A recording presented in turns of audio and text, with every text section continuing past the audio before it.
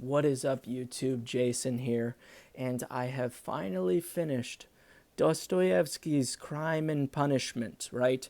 Raskolnikov, his journey is finally, over in some sense, but also just beginning. And you'll know what I mean if you've finished the book and finished the epilogue. But it's been a few weeks now since I have finished it, and I wrote some things down, and I also pose a question that perhaps that is that we can try to answer and we can try to think about by the story's end, and that is the question of whether justice was served or not. And I also ask about personal karma and whether is this story evidence of personal karma existing. And you can also look at karma as sort of cause and effect, but karma has I think karma is just a synonym for cause and effect, but it's interesting how karma can come around 20 years later after you've done something, say, vile, like in the case of Zvigilov. And then finally, circumstances and memories, and the fabric of reality snaps back and sort of plagues Zvigilov. He's possessed by guilt and obviously leading to his eventual suicide. So I would say karma is present and exists within the novel. It's interesting to see how it sort of manifests by the story's end. But the question of whether justice was served or not, okay, that's sort of what I want to touch on in my final video about Dostoevsky's Crime and Punishment, and then I'll sort of give my final thoughts, perhaps, at the end, and how well I like the novel. How well does this stack up against the other Dostoevsky books I've read, including Notes from Underground and The Brothers Karamazov. So, yes, just let me begin, okay? Raskolnikov murders two women, right? Obviously. Alyona Ivanova, sisters, right? Alyona Ivanova and Lizaveta Ivanova. Now, I go more into Alyona's character, but just to say some words about Lizaveta, she is obviously the more childlike, innocent of the siblings. She is servile. She is more of an indentured servant at the hands of a despotic sister, a tyrant, right? She is tyrannized over. And she is sort of sequestered to this life of isolation and service due to her domineering sister, right? And she's handicapped, right? So anyway, but of Alyona Ivanova, she is unscrupulous, greedy, exploitative, abusive towards her handicapped sister, as I mentioned. A woman of 60 with a face wound tight from contempt. Sharp eyes that cast judgment on all living creatures that enter her field of vision. She has blonde hair turned grizzled with age that she wears in a middle part. The shallow valley of exposed scalp which runs down the center of her head acts, right? Have a pun there.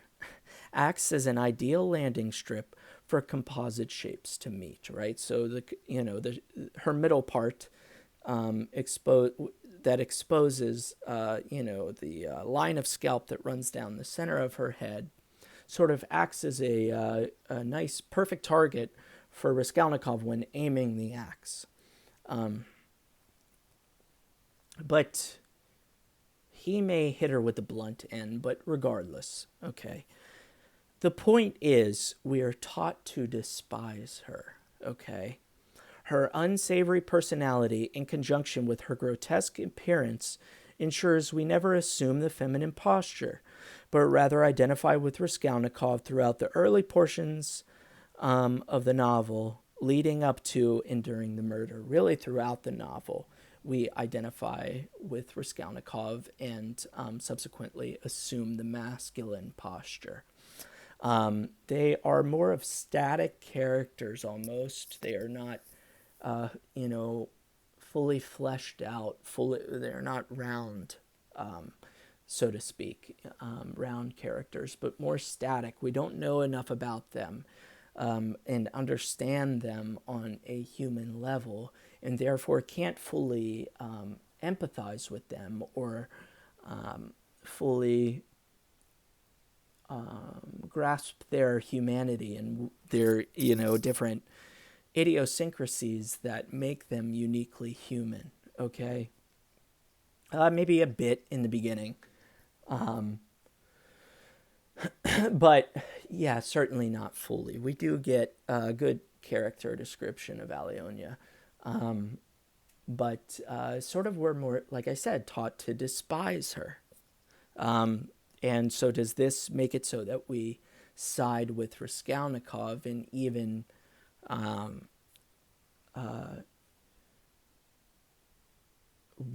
do we sanction his murder as a result, okay? But then I say, but of course this is not Alyona or Elizaveta's story. They are mere stepping stones in Raskolnikov's journey. They are an end to a mean, an attendant lord used to swell a progress or two. And we have an allusion, me making an allusion to J. Alfred Prufrock by T.S. Eliot. And I just say that so I'm not plagiarizing. They are an end to a mean, an attendant lord used to swell a progress or two. Serve our protagonist along his quest towards repentance and resurrection. It was never about Alyona finding fault within herself and undergoing her own spiritual transformation, nor was it relevant for Elizaveta to experience liberation from a despotic sister. The siblings' combined possibility for renewal was stolen from them, so a man could test his hypothesis, run his experiment. By the story's end, Raskolnikov is gifted a new life of labor and love in the remote tundra of a Siberian prison camp. Sonia indeed sticks by her decision to follow Rodion Romanovich to the end of the earth and succeeds in softening a heart once assailed by cowardice and spite. New life is found in the love each has for one another. And this is a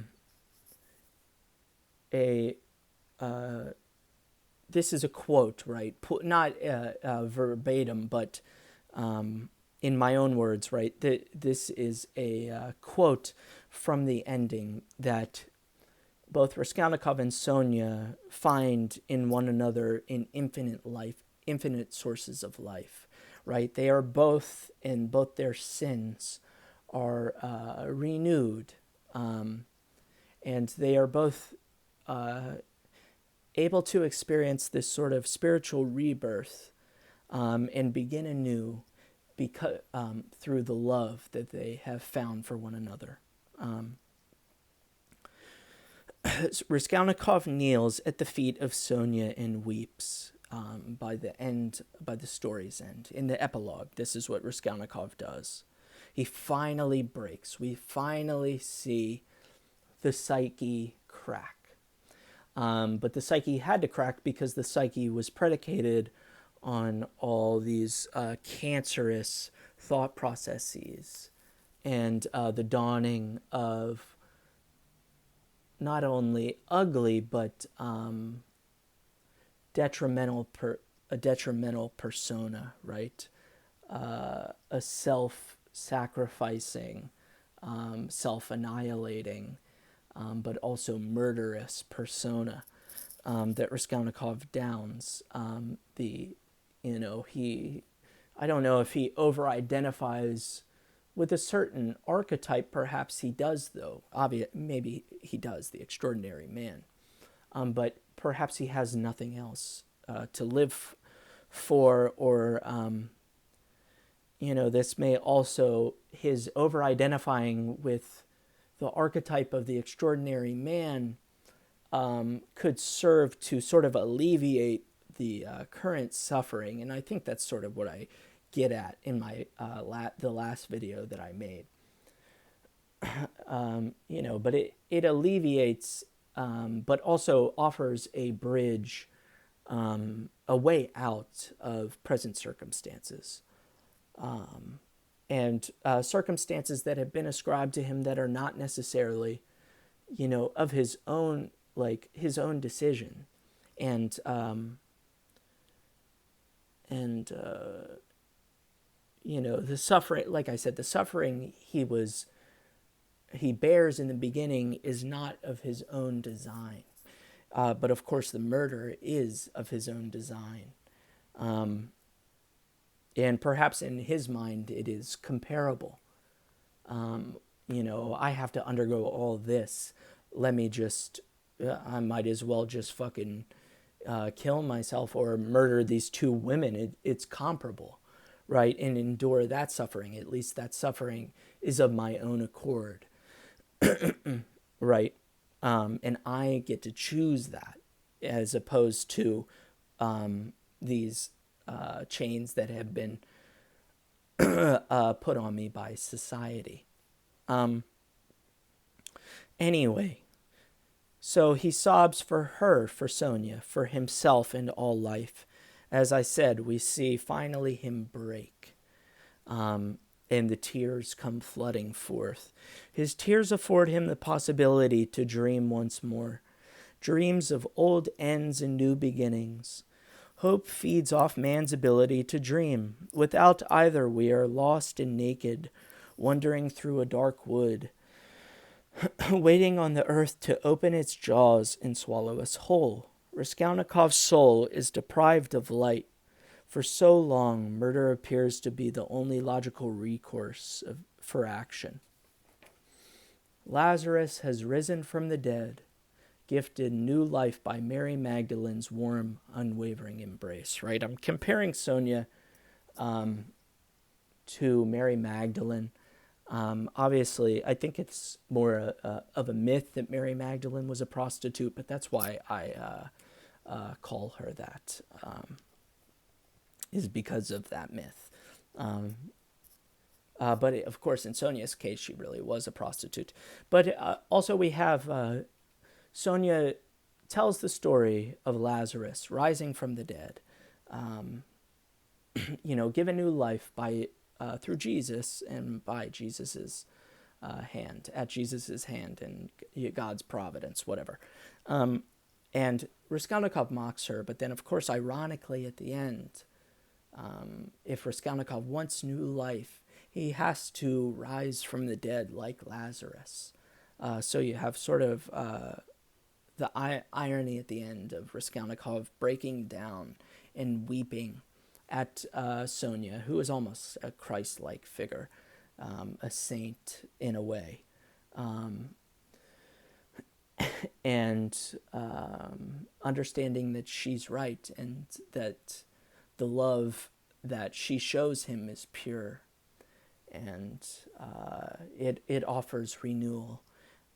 So yes, Raskolnikov embodies Lazarus at the end, which makes his sort of mockery ironic. But I try to read characters, so then I sort of get in to my criticism about the novel, perhaps. I try to read characters with applied empathy, because I also believe in what Crime and Punishment is trying to convey. Everyone is worthy of forgiveness and redemption on the basis of faith in our shared humanity. Not religious faith, but faith in the possibility for change, faith in the possibility for renewal, faith in the possibility that we will one day try to atone and want forgiveness, right? Everyone is worthy of forgiveness and redemption. Okay, like I said, on the basis of our shared humanity. Not religious faith, but faith in the possibility for change. This stems from the belief that society, on the whole, would be a healthier place should offenders, right, perpetrators of crime, recompense their victims and reform their character. However, this doesn't mean Raskolnikov's actions and subsequent punishment aren't deserving of criticism. In past videos, I mentioned Raskolnikov is bogged down by guilt following the slayings, but this is simply untrue. We really don't see guilt on behalf of Raskolnikov that is pushing him to confess. It is, like I'm going to say, it's the fear of getting caught and the paranoia that comes with this, and how it takes up all the space in his mind, and does not afford him to have any other thoughts other than, will I be caught today or this very moment or not? Okay? Not once does Raskolnikov show remorse for his victims, but really only manages to focus on his newly found position. It is the fear of getting caught and what this might mean, the fear of the harsh and scrutinizing unknown that casts a shadow over all his movements. The slightest twitch of mouth or knitting of brows could give him away, which in turn makes him miserable, and understandably so. I don't offer censure for the lack of guilt Raskolnikov has, but I criticize,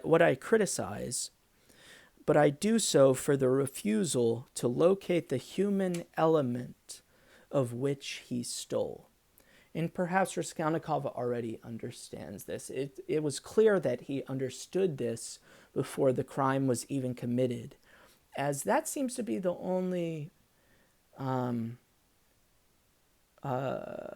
example that, of which Raskolnikov feels guilt is in the beginning, of where he has this realization of, like, what am I doing? And perhaps that's possible because the crime hasn't been committed yet, so there really is, Raskolnikov knows at this very moment there's nothing to fear, so he's able to think about guilt, or guilt's able to work itself into him by going through what murder would really mean and what murdering these two women would really look like and how it would manifest. Anyway, so like I said, I sort of criticize not Raskolnikov's lack of guilt, because it's understandable.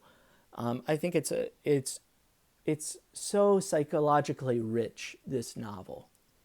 And that is certainly, if you're interested in psychology or you're interested in the criminal mind and sort of what a criminal goes through following such a crime, then Crime and Punishment is a great book to read.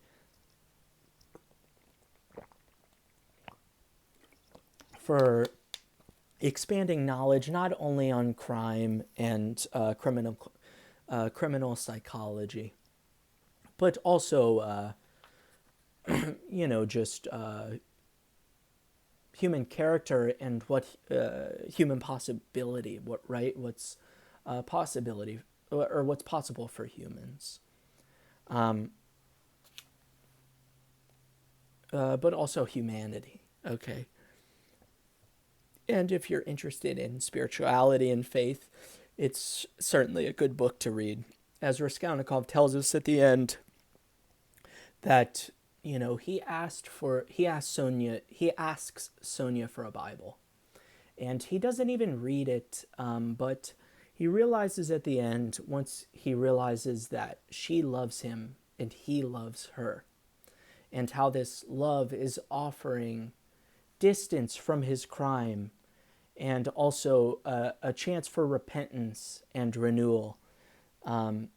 He realizes that her convictions are his convictions, and her faith is now his faith, okay?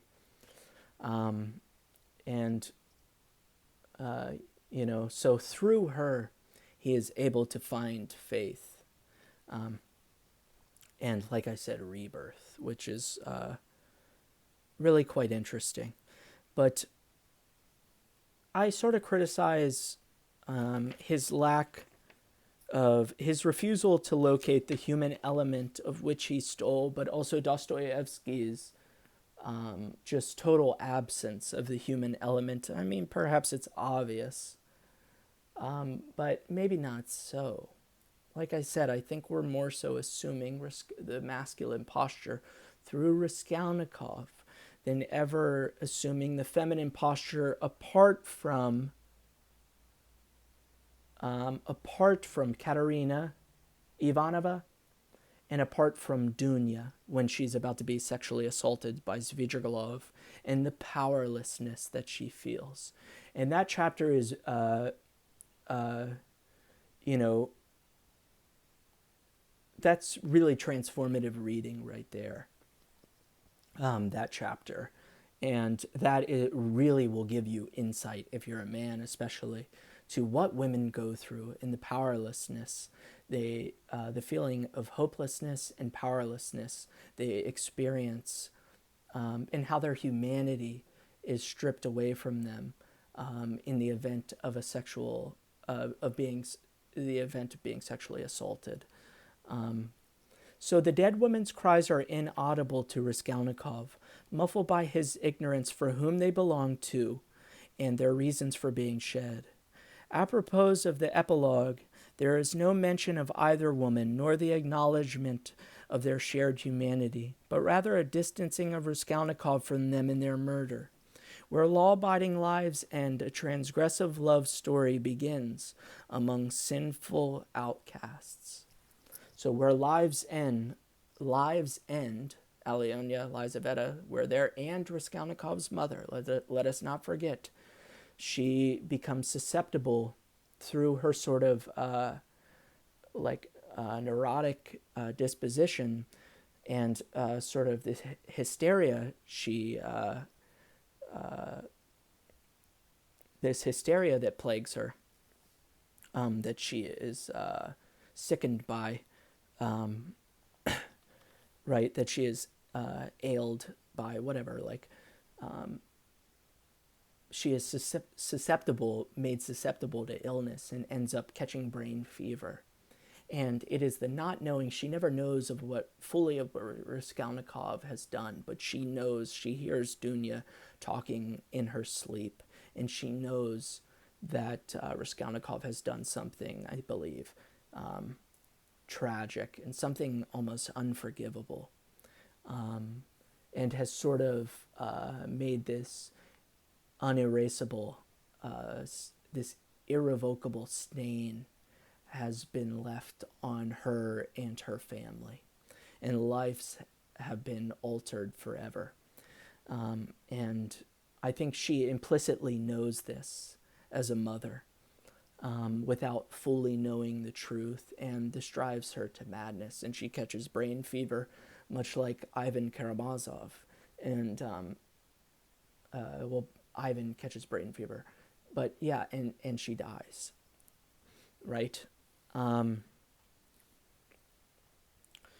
So yeah, and so now to circle back around to the question of whether justice is served or not. I don't believe justice can ever be served in the event of a murder, even if someone, and I'm against the death penalty, right? I I don't believe that it does anything. Anything positive comes from like you. We believe you to be wrong for murdering somebody, so we ourselves are going to take your life, right? You're wrong for murdering someone, so we're going to murder you. And obviously, it's different. Like, the murder has already been committed, and you're not going to just be killed at the hands of the state unless you have been found guilty. But the thing is, even if one person, one innocent man or woman, is executed at the hands of the state, It throws the entire death penalty. It throws the thousands, millions even, of executions of guilty criminals, of guilty murderers, right? People who have committed the most horrific crimes imaginable.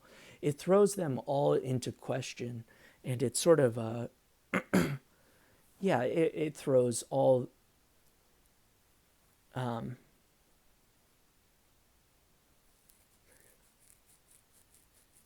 yeah, it just, I don't know. It's a problem, right? Okay, sorry, I got lost in my thinking. But anyway, so like I say, I don't think justice can ever be served in the event of a murder, and I am against the death penalty. But then, how should these people be punished? Well, even though justice can't be served, I think empathy, or at least, at the very least, sympathy, or at least, at the very least, acknowledgement, right? And understanding can be found on the behalf of both the the one who commits the murder, right, the perpetrator of such a violent crime, but then also the victim, or if it's in the case of homicide, the victim's family, who are also victims themselves, um, you know, even though they weren't perhaps the intended target, or maybe in some cases they are. Maybe it's a crime of retribution. Um, but anyway, like, even if justice can't be served, empathy, understanding, acknowledgement can be found.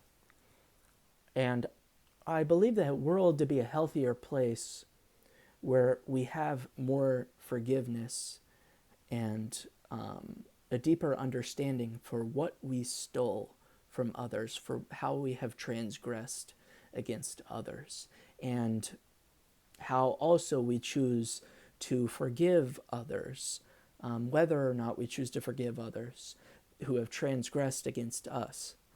Okay? So, and also we have to, like, so what, perhaps though, this was a necessary part, right? For Raskolnikov to then go off and try to find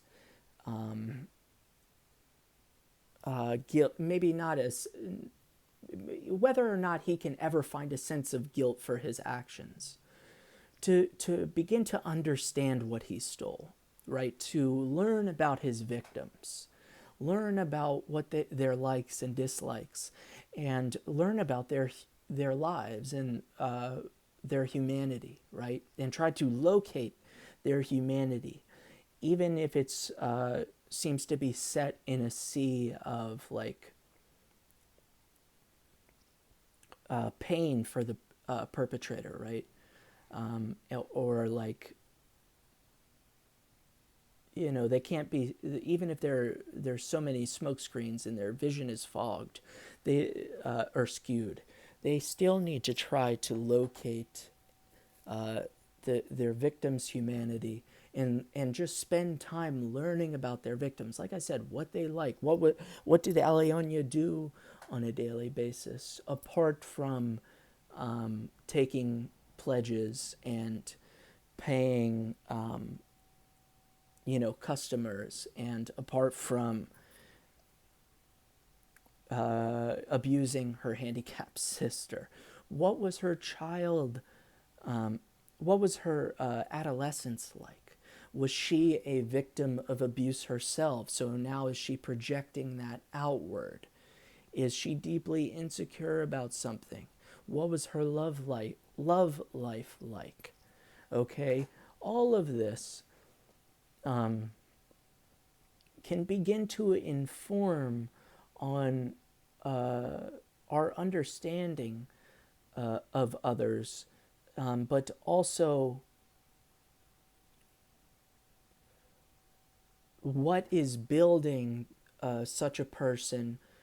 What are these contributing factors that are making this person so reprehensible, so easily despisable, right? And where also is this hate for this person? We also have to do some self-reflecting. Where is this coming from within ourselves? Why are we so predisposed to hate such a configuration of character, of human characteristics? Um, so and we don't really see any of that. We don't see a deep reflection of the victims and of what he stole. Rather, we see like a sense of spiritual transformation, and we get a confession, sure. But of course, Raskolnikov, why he's so angry up until the very end is because he doesn't really feel anything. Um, he never really feels anything. He never feels repentance. The tears never come forth up until, like I said, the very end. And this angers him. This is why sometimes when him and Sonia meet at the prison camp, that Raskolnikov he won't even speak to her. He's just angry. He's angry at his inability to find fault within himself, maybe, but also to feel. His inability to feel. To have a strong reaction to his actions, but also perhaps to his victims. And that's just totally absent. But of course, then we have the tears. But are the tears more so for Sonia and himself, which I believe they are, and not so much for his victims? And yet again, perhaps this is okay up until a point, up until like we realize Raskolnikov has been given an 8-year sentence. He's going to serve 8 years. And just as a side note, I had a middle school teacher.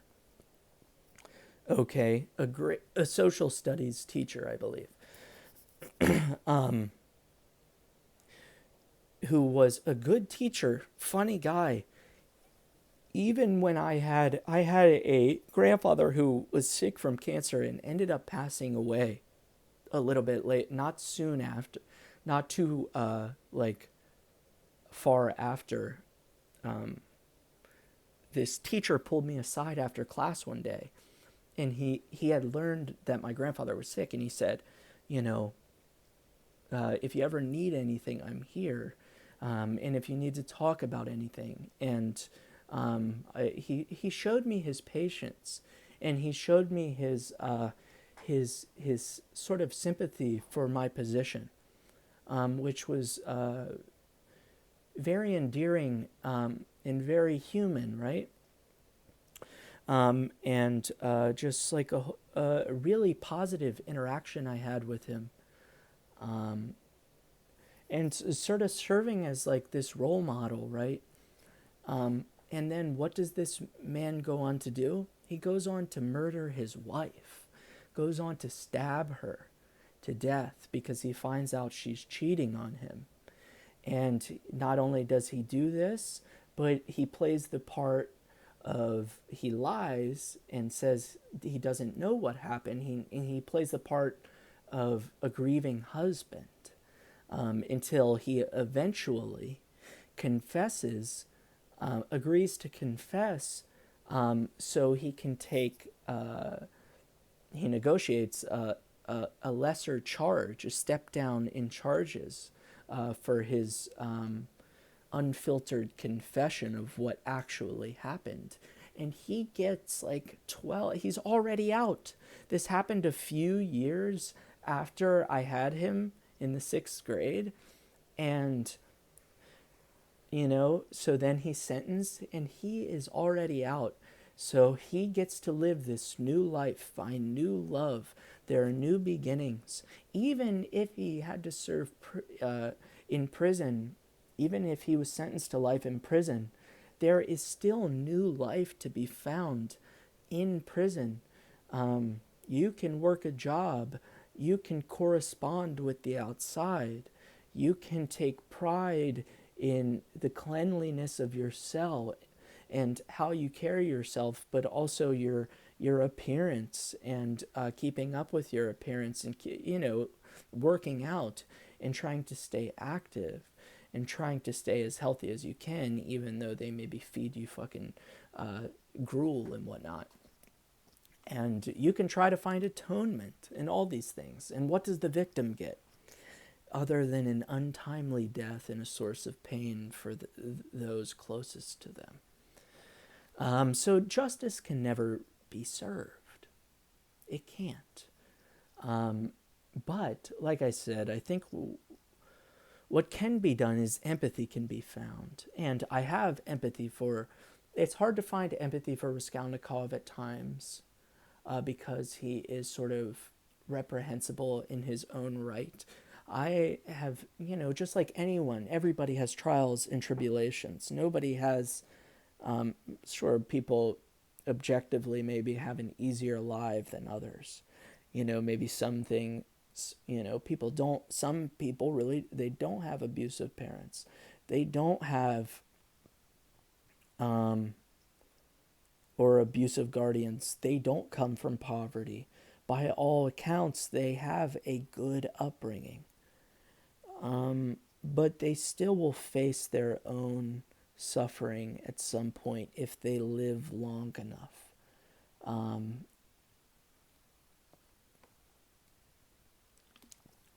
A quick death is an easy death. An untimely death is a quick and untimely death is an easy death, but it also perhaps, it robs you of the ability to make amends with those you've, sinned against, but also make amends with yourself and maybe with your God, or maybe not, right? But so yeah, we learn of how much time Raskolnikov has to serve, and I don't know if we should know that. Oh, he's only serving 8 years. He was given 8 years because, he immediately he confesses on his own accord. He doesn't try to justify his crime at all. He condemns his own actions, and he appears as miserable because of his actions. He appears miserable at trial. Like I say, he's only given 8 years. And to know that also he has a woman that is going to follow him to the ends of the earth. And we know that the victims, they were coming into towards the end of their lifespan. So you could make the argument, what was really stolen from them? The last 10, 20 years of life, 30 years of life, maybe, at the very best. But the last 15, 20 years of life was stolen from them. That's what I'm saying. We are designed to sort of sanction, or at least see a justification, or in Raskolnikov's murder, we're to side with Raskolnikov. The story is structured so we sort of we side with Raskolnikov, and we sort of assume his thought process. But I mean, of course, you can also see, though, what somebody who does this is also a tale of, what not to do, right? A warning, okay? That if you do such a thing, even if you're not bogged and plagued by guilt, you're going to, unless you're an utter psychopath, right? Which they do exist. But you're going to be possessed by the fear of getting caught, and also the anger, perhaps, and the spite that builds, the resentment of your actions, how you sort of ended your own life and ended your own potential for a quick relief of anger or a momentary lapse in judgment, and how this will always follow you and your life course, even if you can't see how your victim's life course was either ended or abruptly altered forever, you can see how yours has been. And this is a warning again. So it's a warning against that. Um, but yeah, I'm not sure that we should have known how long Raskolnikov had to serve. And I don't know that we also should have seen um, such a renewal, such a spiritual transformation at the end. Because, well, I don't know. I think I I would have loved the story to end where Raskolnikov is kneeling at the marketplace, the same place where sort of he overhears Lizaveta and history is altered forever, right? At least his own personal history is changed forever. Coincidence is taken as a sign, a call to action, a sign from God, right? A message he is meant to decode, other than just sort of circumstance and a coincidence, really. Anyway, so like, the same place where he overhears Lizaveta, and the same place where his history, his sort of destiny, is set to stone, where this, being the same place where he breaks down and he confesses to the Haymarket and to everybody in the nearest vicinity that he is a murderer, and that a guard comes from nearby and arrests him, and that's where the story ends, and they haul him off to the police station, to where he is going to confess to the authorities. Um, Perhaps it would have been nice for the story to end there, sort of this humiliation that Raskolnikov is enduring, but also this is going to be the place of his rebirth, and where a new story begins from this. But so yeah, there is no justice being served. Um, Perhaps what is good is that there is the possibility for empathy and understanding of what he stole, the human element that he stole, to be found, um, since this spiritual transformation has begun. And really, we should applaud the women of the novel, um, for enduring so much. Sonia, her arduous journey, Lizaveta and Alyona, for being, um, enduring, for their lives being ended, so Raskolnikov could begin anew. And that, of course, that should have never happened, but that is what happened. We should applaud Dunya and, Raskolnikov's mother. Her name's like, I forget her name sometimes. Um, anyway, for them, they never leave their brothers and her son's side. Um, always caring for Raskolnikov, Razumihin, for being a tremendous foil to Raskolnikov's negative energy, and offering light. And of course, he is afforded. He wins Dunya's heart by the end. Um, and but uh, and and and yeah, and what was interesting, but also what's interesting is how all these lives are even Porfiri Petrovich, he attends the wedding of Dunya and Razumihin.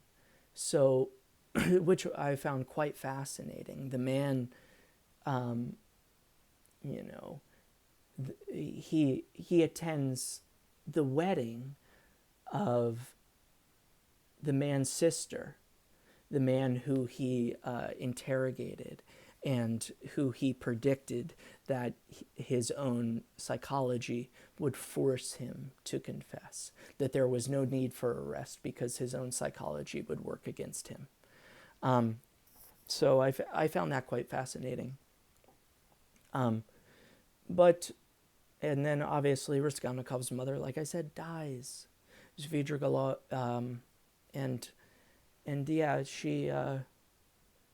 she becomes hysterical and ill and develops brain fever and dies through sort of by Raskolnikov's actions.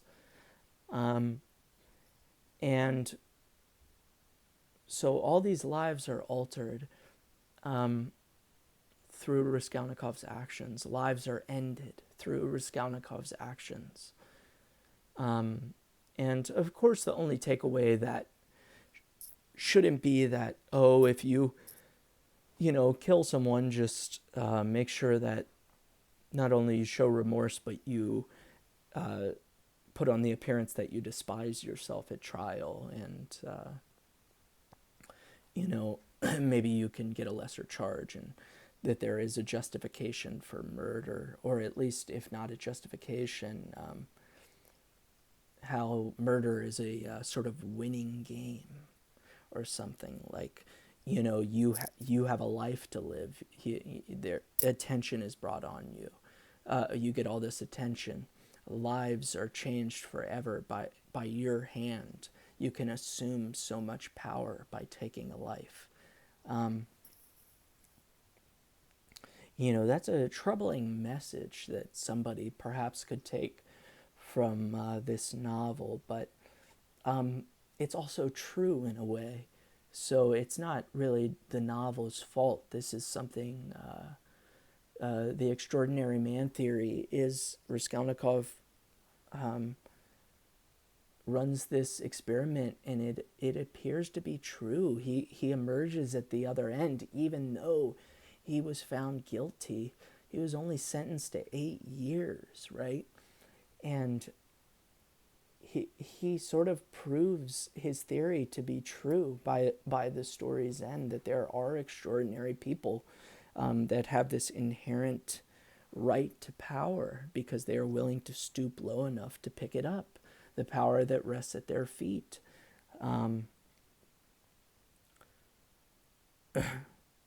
So I don't know, but anyway, I think it was a great book.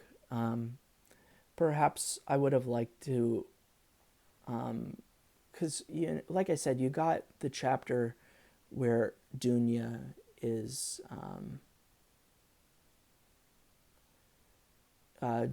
about to be sexually assaulted, and you're sort of assuming the feminine posture, and you're experiencing, like I said, especially as a man, what a woman might go through, and the emotions and the feelings and the powerlessness that she feels in such an event, such a tragic event. And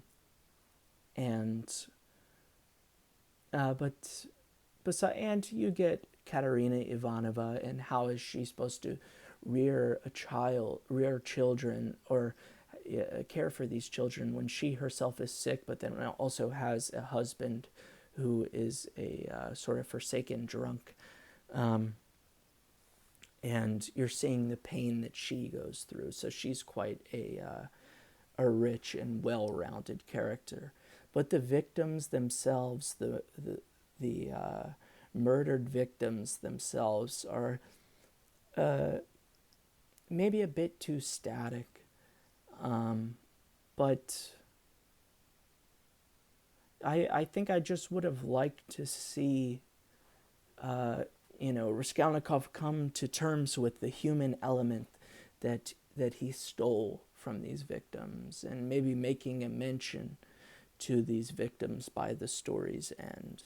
Really, it's like more of, or seeing his victims through Sonia's eyes, something along those lines, even if he himself doesn't see them or doesn't see it. But I think in time that is what is possible, and that's what seems going moving forward. That seems to be what's going to happen, right? Like I said, her convictions are his own now, and her wearing Lizavetta's cross, her taking on their suffering in a way, these sisters' suffering that they endured throughout their life, but also at the hands of Raskolnikov. That is hopefully going to come round in a clear way through time, and perhaps that is also, maybe I'm not giving Raskolnikov's tears and I guess subsequent like repentance enough credit, right? But anyway, otherwise, yeah, it was a great story. I like Dostoevsky a whole lot. I'm trying to, I'm not sure what I'm going to be reading next, so I may be reading Anna Karenina by Tolstoy. I may be reading Demons by Dostoevsky. I may be reading, I have the books just, my phone's actually resting on these books books that I might read next, right? A Portrait of the Artist as a Young Man by James Joyce. I want to read Joyce, and I think that's a good place to start. It's not Ulysses, right? And it also has the possibility of informing on Ulysses, of potentially reading, if I potentially read Ulysses in the future. But I'm not in a place to read Ulysses at the moment. But I think it's more so between Anna Karenina or Demons, unless I choose to read something shorter. I also have Fathers and Sons by Turgenev. I have The Gambler by Dostoevsky. But I'm wondering if I should, break from reading Dostoevsky for a bit and read Tolstoy or read, just anything else, right, other than Dostoevsky. But we'll see. I think Anna Karenina, obviously, that's going to be quite a long read. So is Demons, but we'll see. So just be on the lookout for videos in the future. And that has sort of been my final thoughts on Dostoevsky's Crime and Punishment. A great, tremendous read, a very powerful, transformative read, especially for those who feel as though they have done something, transgressed in a way that is unforgivable, that there is no turning back, that their lives now are sort of destined, that fate has been sealed in such a insidious way, that there is as long as air is in one's lungs and life can be perceived, there always will be a chance for renewal. And I think the book professes that in a really, shows that in really a profound way. So, yes, rest in peace to Alyona Ivanova. If Raskolnikov is not going to say it, I will. Rest in peace to Alyona Ivanova. Rest in peace to Lizaveta Ivanova, and rest in peace to the man Raskolnikov was before the murders, or before committing the crime, before committing the double homicide, and the all the potential that he carried with him before the murder. And rest in peace to all the people in Raskolnikov's life. Rest in peace to the people that they were. Rest in peace to Raskolnikov's mother, to Dunya. The people they were, to Razumihin, to the people they were before Raskolnikov committed this murder. But I think we put a lot of emphasis on murder and how murderers are so far removed from us. But really, they're not. We are them in a way. You know, they chose to act on a fantasy or an impulse, and we didn't. Does that really make them so detestable? In a sense, yes. But also, I think under the right circumstances, we all can be driven to do some horrendous shit. And like, you know, the ordinary men of the Holocaust who were simply following orders, you know, once mail carriers, well, I don't know, but once teachers, once doctors, once clerks and butchers, you know, innocent men. They followed orders, and those orders led them to commit atrocities. But these are ordinary men, right? Following orders, and through these orders, they're transformed into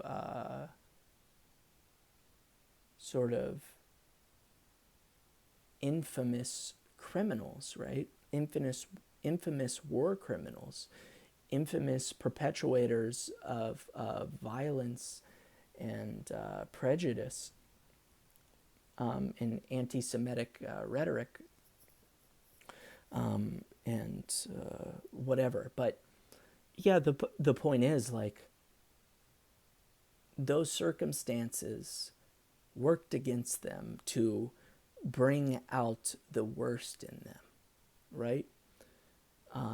Just like sort of circumstance worked against Raskolnikov to bring out this sort of these hideous features that sort of lie dormant in us all. You know, and to end on like a metaphor, from an early age, you know, we're given, we don't choose our characteristics that make us unique, that are unique to ourselves, right? Our various idiosyncrasies and our character flaws and our looks even, and our personas, and our personality, really. So, you know, it's all random, right? So you have, to a point, but we don't choose it.